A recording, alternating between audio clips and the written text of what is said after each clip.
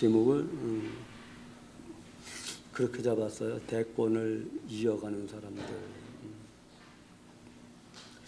대권 하는데 제가 사전으로 대권이 무엇인지에 대해서 한 번도 찾아본 적이 없어요. 그냥 그게 대권이지 이렇게 생각하곤 했는데 조금 더 올려주셔요. 그래서 사전을 찾아보니까 대권은 나라의 최고 통수권을 가진 헌법상의 권한 이렇게 나와 있더라고요. 그러니까 나라의 최고 통수권을 가진 권한을 이어가는 사람들, 이런 제목이 될 것입니다. 우리는 이 세상의 이미지를 가지고 삶에 관심을 가지고 살아가는 것이 아니라 하나님 나라의 이미지를 가지고 그 나라에 관심을 가지고 살아가는 사람들이죠. 그래서 그것은 하나님 나라의 대권 주자라고 하면 이상해요. 대권자는 하나님이시고 그분의 권한을 이어가는 사람들, 이렇게 이해하면 될 것 같습니다. 오늘 성탄절이라고 합니다. 성탄절, 예수님이 탄생하신 날을 성탄절이라고 하죠. 예수님이 왜 탄생하셨는가?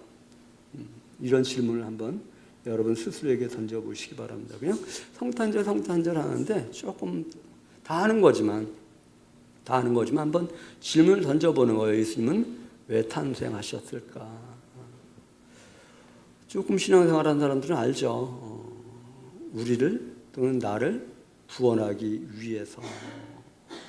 그러면 오늘의 예배의 어떤 이미지를 우리는 이렇게 잡을 수 있어요. 나를 구원하기 위해 오신 예수님에 대한 감사의 예배, 이렇게 말할 수 있겠죠. 또 옆 사람을 구원하기 위해 오신 예수님에 대한 감사 예배, 이렇게 정의해 볼 수 있겠죠. 한번 옆 사람에게 그렇게 말씀해 주시기 바랍니다. 예수님의 오심은 당신을 구원하기 위함입니다.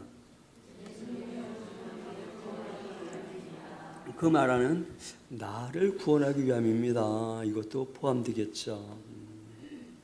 그렇다면 우리는 구원하러 오신 예수님이라고 하는데 구원이 무엇일까에 대한 질문을 한번 스스로에게 던져볼 필요가 있습니다.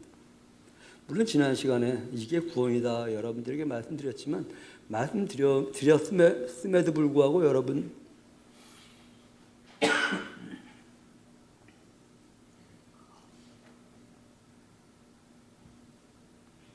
이러고 나면 죄송합니다 그랬는데 오늘 자꾸만 걸려가지고 계속 죄송합니다 이 말만 할 것 같아서 아예 안 할게요. 양해해 주셔요.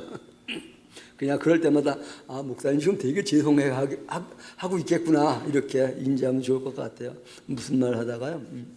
지난 시간 주일날 제가 여러분들에게 이게 구원이다 이런 말씀을 드렸지만 그럼에도 불구하고 구원이 무엇입니까? 라고 할 때 딱 떠올리면 이게 구원입니다. 이렇게 말하기가 쉽지 않으리라고 전제하면서 구원은 하나님이 우리와 함께합니다 라고 하는 것이죠. 여러분 하나님이 여러분과 함께하는 것이 구원이라고 고백되십니까? 그러면 예수님의 탄생, 예수님의 오심은 하나님이 우리와 함께하기 위해서 그래갖고 처녀가 잉타여 아들을 낳으리니 이를 번역한즉 하나님이 우리와 함께 하신다. 그분이 나오면 이름을 예수라 하라. 예수는 구원이다. 구원과 하나님이 함께 하신다라고 하는 것은 같이 걸어가는 발자국이다. 이렇게 이해하면 될 것 같습니다. 하나님이 날 구원하셨어. 이 말은 하나님이 나와 함께 하셔. 이런 고백입니다. 하나님이 나를 구원하셨어. 그리고 멀리 계신 것이 아니라 하나님이 지금도 나와 함께 하신다. 시편 기자는 그렇게 말씀하고 있죠. 그렇게 신앙 고백하고 있죠. 주의 말씀 내 발의 길이요 내 발의 등이다. 아주 가까운 곳에서 나와 함께 하시는 분이 바로 하나님이시고 이것을 구원이라고 한다. 이 말을 다른 말로는 하나됩니다. 하나님과 하나됩니다. 하나님과 하나됨이 구원이고 하나됨이 바로 행복이다.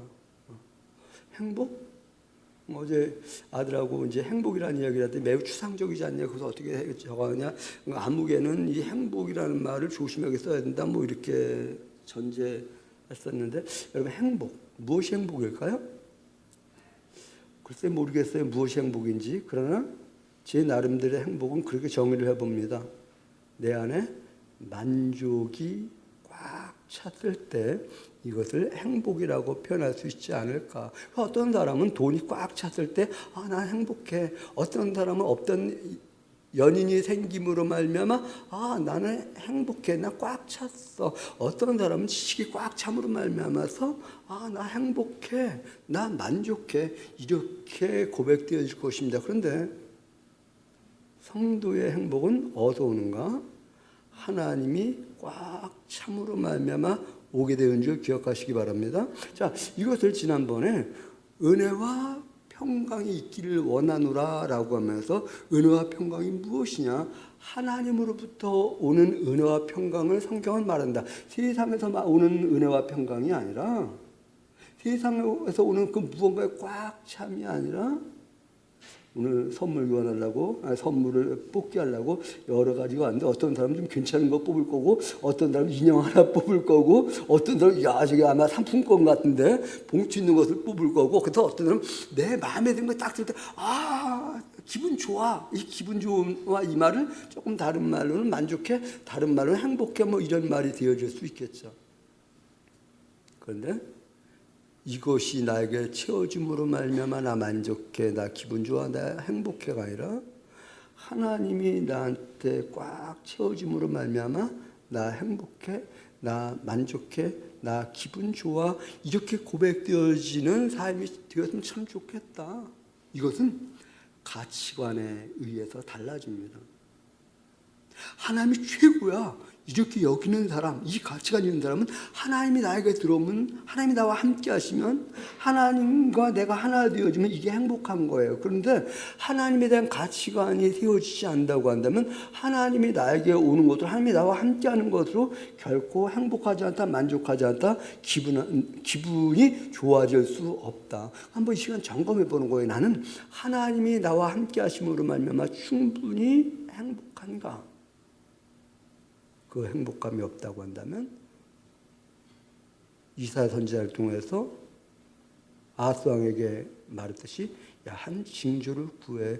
어떤 징조? 하나님으로 말미암아서 만족한 삶이 되게 해 주시옵소서. 하나님이 내 안에 들어오심으로 말미암아 이것이 최고의 가치임을 알게 해 주시옵소서. 이것을 구하는 그러한 성도들이 될 수 있기를. 자, 구원은 하나님이 우리가 함께하는 것이라고 말씀드렸습니다. 자, 그렇다고 한다면 하나님은 우리를 왜 구원하셨을까? 구원하셨는데 구원이 함께하는 것이라고 했나요? 하나님 우리가 왜 함께하실까? 이것에 대한 기준말이 뒤에 주어야 되거든요. 하나님, 여러분 왜 구원하셨는가? 여러분과 왜 함께하시는가? 한번 정의해 보시기 바랍니다. 그리고 오늘 정의되어지는 것이 이미 정의했던 것과 좀 결이 다르다고 한다면 그 이미 정의되었던 것이 세상의 기준의 정의였다고 한다면 성경의 기준의 정의로 결을 바꿈으로 말미암아 하나님과 한결같은 그러한 성도들 되시기를 바랍니다. 왜 구원하셨는가? 이렇게 지도서를 통해서 하나님 말씀하십니다. 상속자 되게 하시려고. 상속자 되게 하시려고.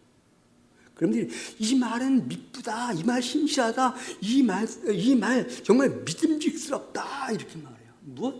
하나님이 나를 구원하신 것은 나를 상속자 되게 하기 위함이다. 무슨 상속자? 하나님 나라 상속자 되게 하기 위함이다.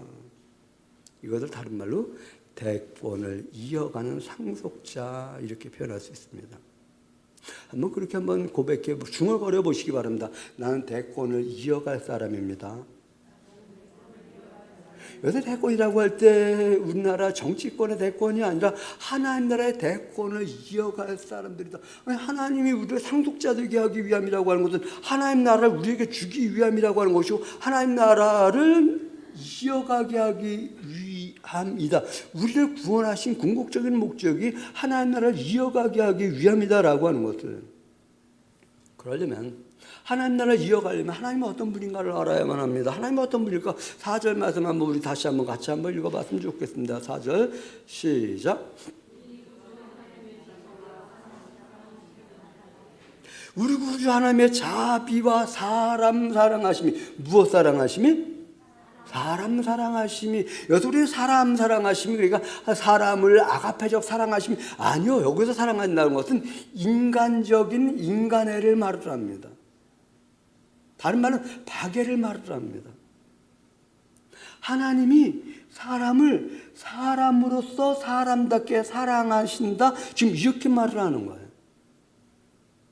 그리고 자비가 무엇인가? 자비는 도덕적 선, 도덕적으로 탁월함, 이런 뜻을 가지고 있어요. 그렇다고 한다면 우리 구주 하나님의 자비와 사람 사랑하심이 나타난다라고 하는 것은 하나님은 도덕적인 선을 행하시는 분일 뿐만 아니라 그 도덕적인 선으로 사람을 사랑하시는 하나님이시다. 하나님은 어떤 분이시라고요? 도덕적으로 사람을 사랑하시는 하나님이시다. 그렇다면 하나님을 닮은 사람, 하나님이 함께하는 사람, 하나님과 동행하는 사람들의 특징은 도덕적인 선을 행하며 우리 이웃과 더불어 살아가는 사람들, 사랑하며 살아가는 사람들, 천국은 이런 곳이 아닐까? 동의되십니까? 천국은요, 서로가 사랑이 가득 채워진 것이, 오늘 여러분 마음에 사랑이 가득 찹니까?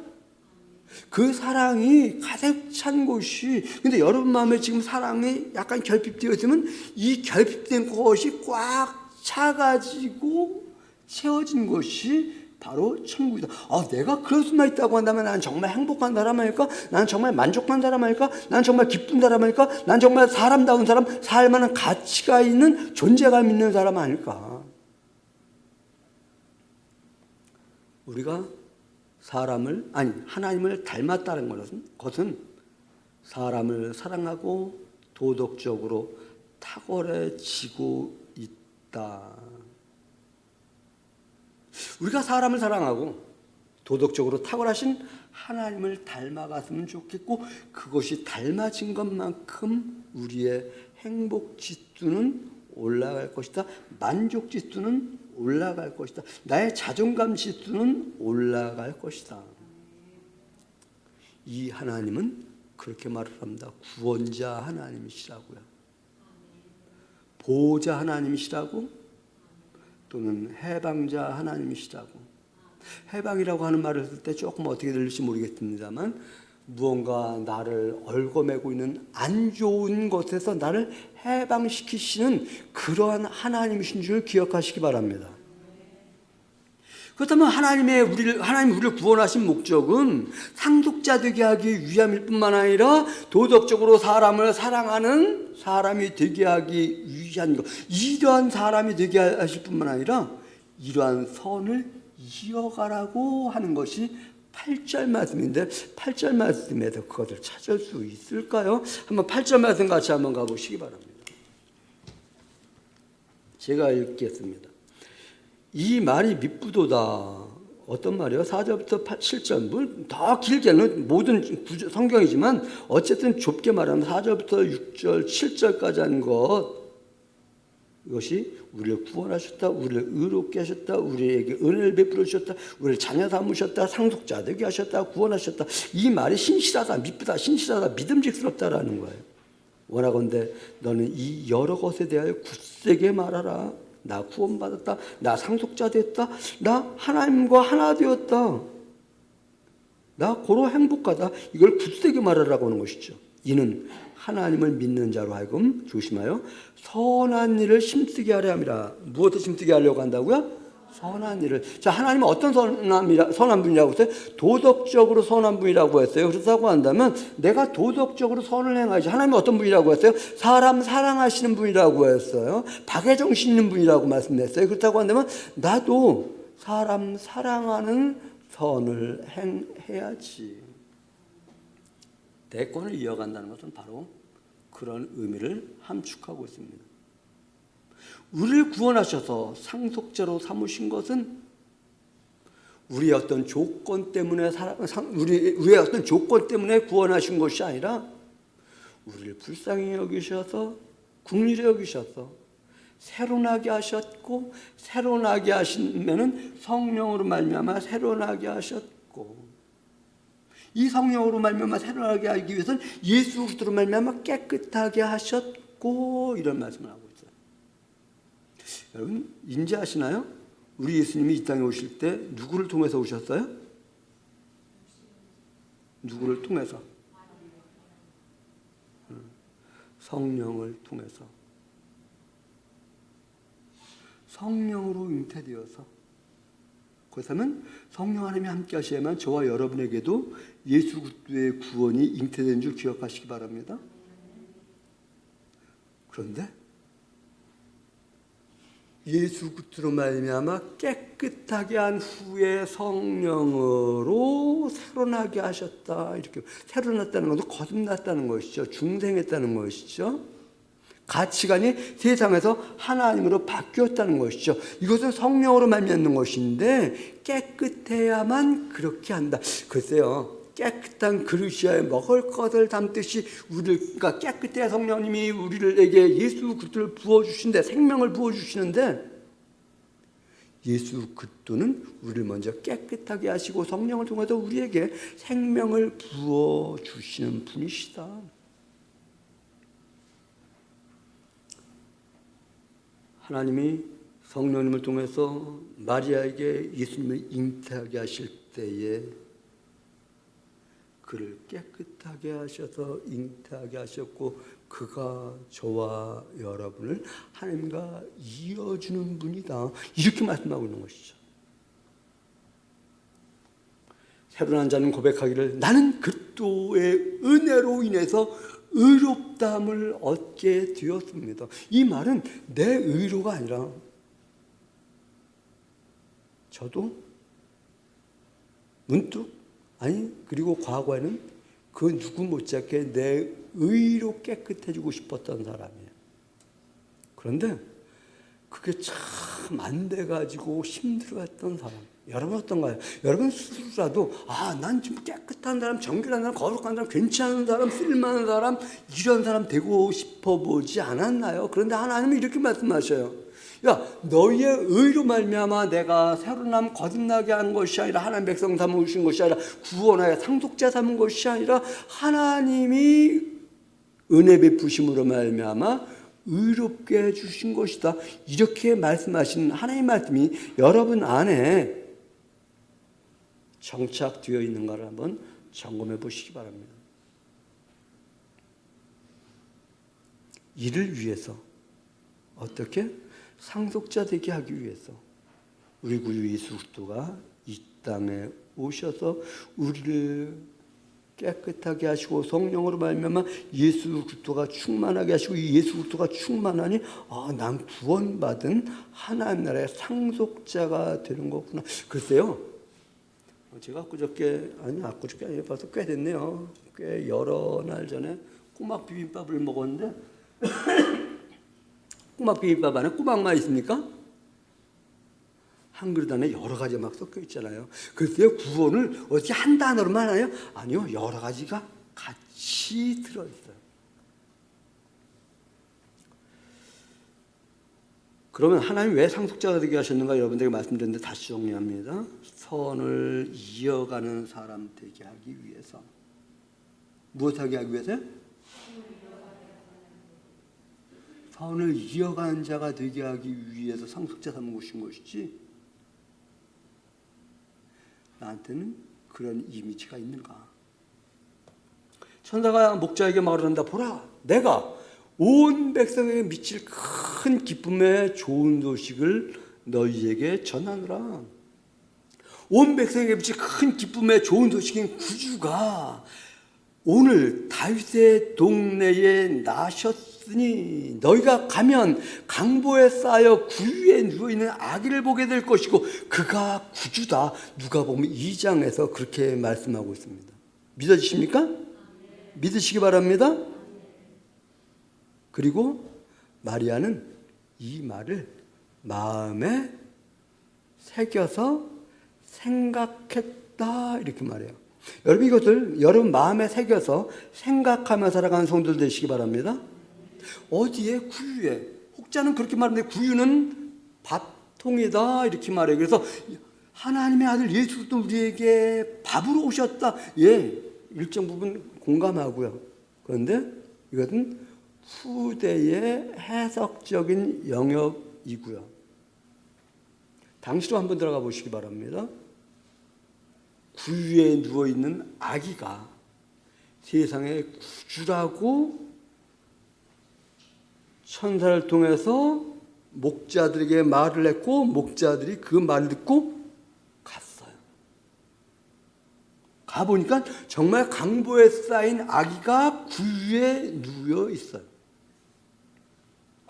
저는 이 구절을 저에게는 이 구절이 이렇게 다가왔습니다.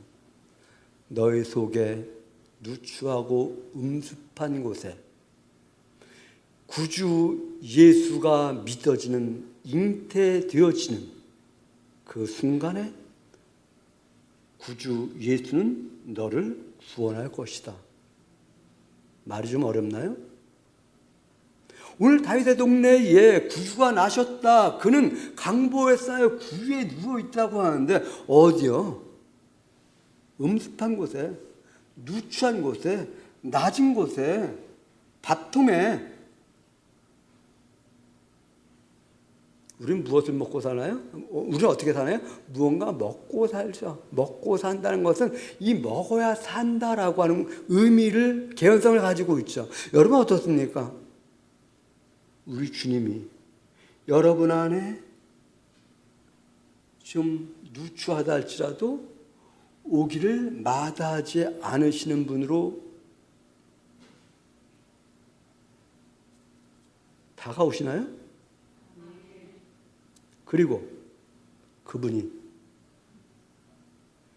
내 삶 속에 들어와 계셔서 그것도 아주 거창하게 오시면 참 좋은데 아니요, 그냥 아기 예수로.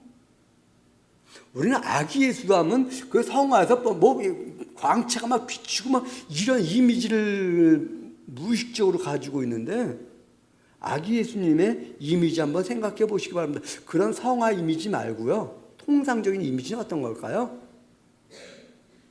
그냥 간신히 꿈틀꿈틀 거리는 거 아닌가요? 여러분 안에 계신 예수님은, 찾아오신 예수님은 어떤 모습으로 막 능력 있는 모습으로 오셨나요? 아니면 아직도 그냥 꿈틀꿈틀거리며 있는지 없는지 잘 이런 상태에 계신가요? 그럼에도 불구하고 그렇게 말하는 것이죠. 구주가 나셨다 이렇게 말해요. 여러분 안에 우리 주 예수 그리스도가 계시기만 한다고 한다면 여러분을 구원하실 분임을 여러분 기억하시기 바랍니다. 구원은 무엇이라고 했습니까? 하나님이 우리와 함께하는 것이다. 하나님 함께 하시잖아요. 왜 함께 하신다고 말씀드렸나요? 상속자 되게 하기 위해서, 대권을 이어가기 위해서. 대권은 어떤 대권이요? 하나님을 닮아가는 대권이요. 하나님은 어떤 분이라고 말씀하셨어요? 도덕적인 선을, 그리고 사람을 사랑하는 삶을, 그런 하나님의 삶을 이어가는 자 되게 하기 위해서 우리를 구원하셨다.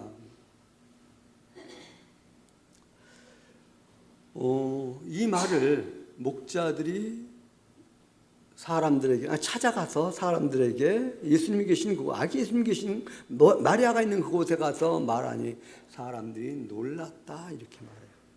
그런데 유독 마리아에게는 그렇게 말을 해요. 마음에 새겨 생각하였다. 오늘 여러분들이 내 안에 계신 예수님이 어떠한 이미지의 예수님이라 할지라도 그분이 나를 구원하실 구세주다라고 하는 것을 마음에 새겨서 생각하며 살아가는 성도들 되시기 바랍니다. 그리고는 이 목자들이 어떻게 해요? 하나님께 영광을 돌릴 뿐만 아니라 찬송하며 갔다 이렇게 말해요. 여러분 오늘 이 문 열고서 나감과 동시에 하나님을 찬송하는 것을 잊어먹지 마시고 집에 가시면서 찬송하시기 바랍니다. 그리고 집에 가서도 찬송할 수 있는 성도들 되시기 바랍니다. 아, 그래갖고 내가 그런다고 해서 그게 되어지면 얼마나 좋겠어. 아니요. 제가 그렇게 되길 원한다고 할지도 그건 저의 바람이고, 여러분 안에, 내 안에 구주가 탄생하셨고 그 구주가 나를 구원하셔서 하나님을 닮아가는 삶을 살아가게 만드실 거야 라고 하는 이것을 깊이 생각하고 마음에 담고 생각하며 살아갈 때 그것이 시행되어지는 것이지. 성경에 보면 이런 단어가 종종 등장을 합니다. 시온, 예루살렘. 들어봤나요? 시온, 예루살렘. 시온과 예루살렘이 무엇일까? 이사야로 넘어가 보면 이런 말을 해요. 시온에게 깨어있으라 이렇게 말해요. 그리고 시온은 하나님이 계신 곳이다 라고 하는 것을 알게 해요. 그런데 시온은 하나님만 계신 곳이 아니라 하나님의 백성이 함께 있는 곳이에요. 예루살렘은 하나님의 집이 아니라 하나님 백성의 집이기도 해요. 하나님과 하나님 백성은 둘이 아니라 하나 되어집니다 라고 하는 것이 우리 안에 이미지화 될 때, 맞습니다. 하나님, 지금 하나님이 나와 함께 하시니 나는 시온이고 나는 예루살렘이고 나는 구원받은 자이고, 이러한 고백이 있을 수 있는 것이지. 요한계시록 21장 2절에 가면 그런 말씀이 있어요. 또 내가 보매 거룩한 성 새 예루살렘이 하나님께로부터 하늘에서 내려오니, 우린 그러니까 우리가 거할 집이 내려오는 거구나 이렇게 상상할 수 있어요. 그런데 그 준비한 것이 신부가 남편을 위하여 단장한 것 같더라 이렇게 말씀하셔요. 데살로니가전서 4장 14절에는 이런 말씀이 있어요. 우리가 예수께서 죽으셨다가 다시 살아나심을 믿을진데 이와 같이 예수 안에서 자는 자들도 하나님이 그와 함께 데리고 오시리라. 연결이 되나요? 새 예루살렘이 하나님으로부터 하늘에서 내려온다. 또 예수 안에서 잠자는 자들을 하나님이 그들을 데리고 온다.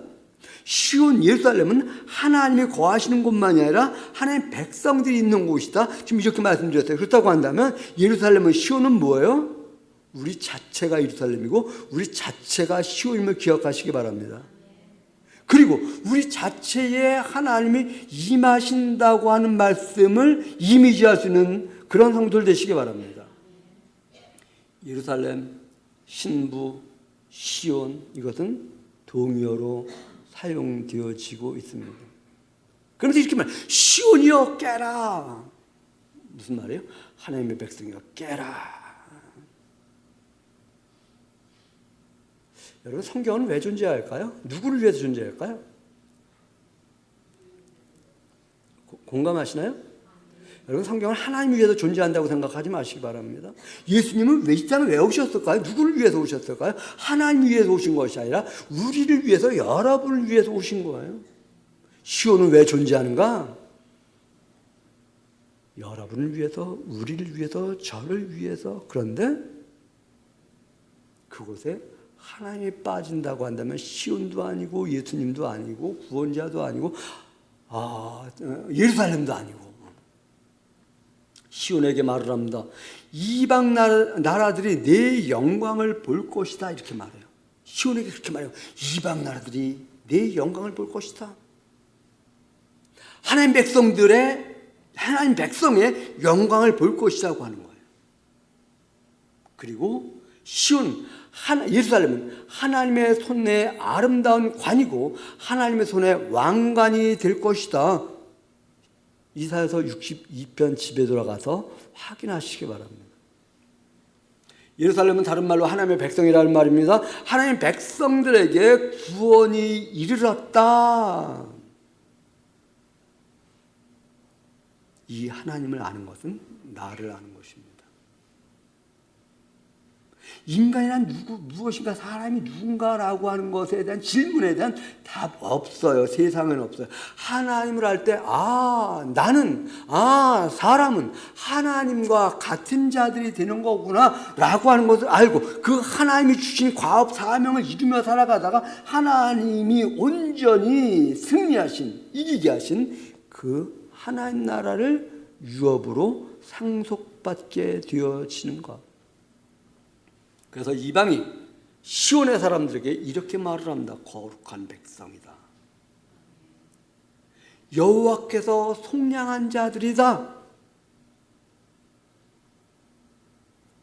버림받지 않은 성읍이다. 이방이 여러분을 향해서, 우리를 향해서 거룩한 백성이라고, 여호와께서 속량한 자라고, 버림받지 않은 성읍이라고 말을 할 때 이것이 장엄하게 들려질까? 우리 하나님 내려오실 때 새 예루살렘, 바로 먼저, 우리보다 먼저 하나님에게 가 있는 그 영혼들의 무리들이죠. 내려올 때 그것을 보고 그들을 보고 정말 구원받은 백성이다 라고 할 때에 그 장엄함이 저와 여러분 안에 이미지화가 되어 있는가 하는 거예요. 우리 이미 세상의 것에 대한 이미지화가 되기 때문에 그 세상의 것만 자꾸 추구하는 본능적 모습이 저와 여러분 안에 있어요. 그래서 이 이미지를 바꾸는 거예요. 예배를 통해서 바꾸고, 기도를 통해서 바꾸고, 찬양을 통해서 바꾸고, 하나님 말씀을 깊이 마음에 새겨 생각하면서 바꾸고, 예수님의 오심과 일하심은 우리를 구원하셔서 상속하기 위함이라고 여러분들에게 말씀드렸습니다. 상속자 곧 하나님이 거하시는 시온과 예루살렘이 되는 것이고, 그 안에 하나님이 거하심이 바로 구원의 완성이다. 이 하나님은 자비와 사람 사랑하심이 충만하신 하나님이시다. 이 충만하신 하나님이 우리 안에서 우리로 하여금 그 선을 이어가게 하기 위해서 구세주가 오신 것이다. 이것이 구원이다라고 하는 정의를, 그리고 이것이 오늘 다윗의 동네에 구주가 나셨으니 곧 그리스도 주시니라 라는 것이 오늘 여러분 안에 구주가 나셨으니 이러한 언어로 다가오고, 이 말씀이 여러분 안에 기쁨이 되어지고, 이 말씀이 여러분 안에서 새겨지고 반복해서 되새김으로 말미암아 삶에서 난 살만한 사람이야, 난 멋진 사람이야, 그러면서 나를 그렇게 만드신 하나님을 찬양하며 살아가는 복된 성도들 되시기를 주님의 이름으로 부탁드립니다. 기도합니다. 고맙습니다. 하나님 영광 받으시고, 저희의 삶 속에서 이 주님을 늘, 우리를 상속자 대권을 이어가게 하신 하나님을 늘 기억하고 생각함으로 말미암아 우리 안에서 찬송이 늘 넘쳐날 수 있도록 은혜를 덧입혀 주시옵소서. 감사드리며 예수님의 이름으로 기도드렸습니다. 아멘.